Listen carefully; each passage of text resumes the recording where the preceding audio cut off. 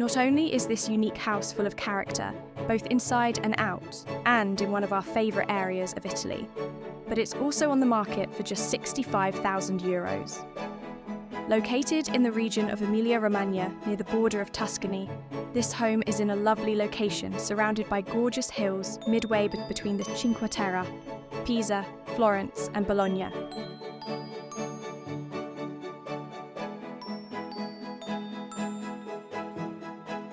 It's part of a row of traditional houses which were used as both mills and accommodation many years ago.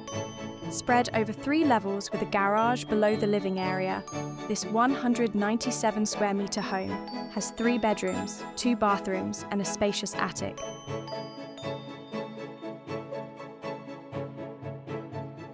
While the house will need some redecorating touches, it's in good condition and can be inhabited immediately.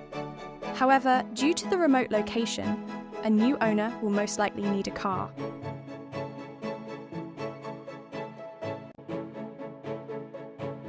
If you're looking for something a little bigger and quirkier, a special collection of unique homes over 400 square metres under €150,000 that need some love is now available on our website.